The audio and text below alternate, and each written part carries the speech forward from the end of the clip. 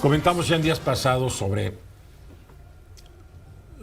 la sugerencia presidencial de hacer una reforma al plan de pensiones. Suena bien bonito, ¿eh?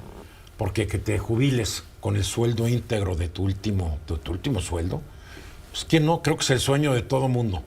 Porque hoy te jubilas y te dan algo de lo que estabas ganando hasta el último día que trabajaste. Y me temo que es otra de estas propuestas presidenciales que suenan muy bonito, porque la verdad, viva la propuesta.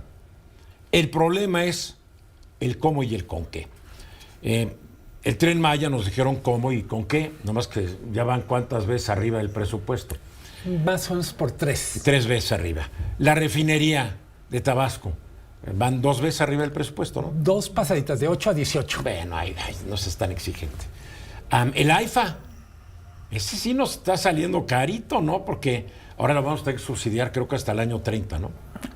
Y pagar el que destruimos. Y pagar el que destruimos, bueno. Pero eso los contratistas que siguen siendo cuates de López Obrador son los ganones. Nótese que un populista nunca se pelea con la gente del poder económico. ¿Se han dado cuenta? No se pelean. Bueno. Y esta nueva propuesta es como la de Mexicana Aviación, ¿no? Que ahí está. El hecho es de que hace una muy bonita propuesta y mucha gente le escucha y dice, es lo máximo. Pero no hay que olvidar que las pensiones se tienen que pagar con el dinero que tiene que llegar de algún lado. Y México, crónicamente, Juan, Luis Miguel, sus gobiernos nunca han tenido suficiente dinero para las cosas. ¿Cómo le piensa hacer el presidente? A ver, tú haces referencia a algo que no hemos podido resolver. Y yo diría, a futuro es más relevante el tema de pensiones de lo que era antes, simplemente por el proceso de envejecimiento de la población. Van un par de datos. En el año 2000, solo 6% de entre 6 y 7% de la población mexicana era mayor de 60 años. Para el 2030 va a ser el 15% de la población mayor de 60 años. Pero es también una población más grande. Si eran más o menos 9 millones de personas en el 2000, estamos hablando de casi 30 millones de personas en el 2030. Wow. ¿Qué es lo que viene? Un enorme tema, y yo diría, para aportar algo, no sé si nuevo, pero diferente al tema, es qué está pasando alrededor del mundo con las pensiones. Hay un informe que redacta la OCDE que se llama Una mirada a las pensiones, Pensions at a Glance, y dicen ellos, en los últimos 3 años, del 21 para acá, la mitad de los países de la OCDE han hecho reformas de pensiones. Lo que dice este informe no le va a gustar a muchos, porque además de las preguntas que haces tú, Eduardo, de con qué vamos a pagar, literalmente a quién le vamos a pagar, dicen, la mayoría de los países han optado por aumentar la edad de trabajo para merecer la jubilación. Y en esto de equidad de género, una de las decisiones que me llama la atención es acabar con la brecha entre mujeres y hombres como edad para jubilarse. Durante mucho tiempo se consideraba natural que las mujeres tuvieran derecho a jubilarse, por ejemplo, 5 años antes que los hombres. Todavía algunos contratos colectivos, por ejemplo, electricistas, telefonistas, tratan mejor a las mujeres en cuanto a edad de jubilación. Lo que están revisando prácticamente todos los países del mundo es, no es posible que tengas una brecha de 5 años entre mujeres y hombres para ganar el derecho a jubilarse. Además, en este mundo de igualdad absoluta, es una actitud discriminatoria hacia los hombres. Por ejemplo. A fin de cuentas, ¿no? Luego, ¿qué otras cosas están poniendo en la mesa otros países que discuten sus propias reformas? La diferencia por tipos de trabajo. Si vemos este informe de la OCDE, la primera página, si no recuerdo mal, se dedica a trabajos de alto riesgo. Entonces, no es lo mismo haber sido minero, haber trabajado en un pozo petrolero, pues literalmente que estar en un estudio de televisión platicando. Oye, órale. Oye, perdóname, en este país hoy en día es tan riesgoso como estar en un pozo petrolero. O en Ecuador. Cuando te están dando en la torre cada mañana, ¿no? O en Ecuador. No, pero es... No, sí, se queda claro. No es lo mismo un trabajo rudo, de estos que llaman de cuello azul, que un trabajo de cuello blanco que estás en una oficina. No es lo mismo. Y entonces... Hay mayor riesgo en el segundo. Hay una diferenciación. En el primero, ¿Por qué presento este un poco boceto de lo que dice la OCDE? Y lo termino con esto para abrir comentarios.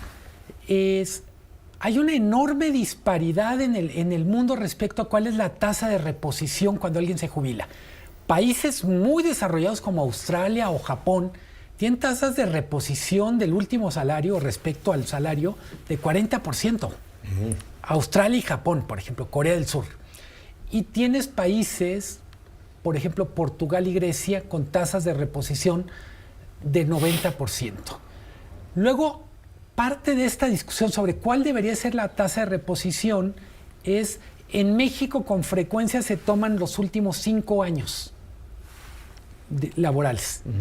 En casi todo el mundo se utiliza el total de la vida laboral o cuando menos 20 años. Y ahí lo promedias. Y lo promedias.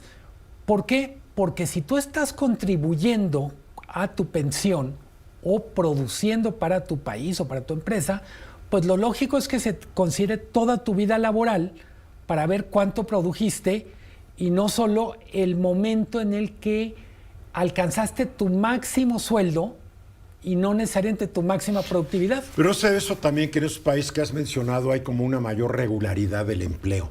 En México de repente estás en la economía formal y mañana estás en la economía informal y dejaste de cotizar. Entonces dices, de mis últimos 20, me pasé la mitad en la economía informal, ¿no más van a tomar 10 años? A ver, O sea, te pasan a cuchillo, ¿eh? a ver, hay muchas cosas Claro. que resolver. Para empezar, de los países que también mencionaste, muchos han hecho verdaderas reformas fiscales. Absolutamente. Y en este país no hay político que... Los últimos presidentes, creo que desde Miguel de la Madrid para acá, les dio miedo hacer una verdadera y profunda reforma fiscal que le dé más recursos al Estado. A ver, tú mencionas lo de la reforma fiscal y estuvo de moda el mes pasado hablar mucho de Argentina, el caso de Milei.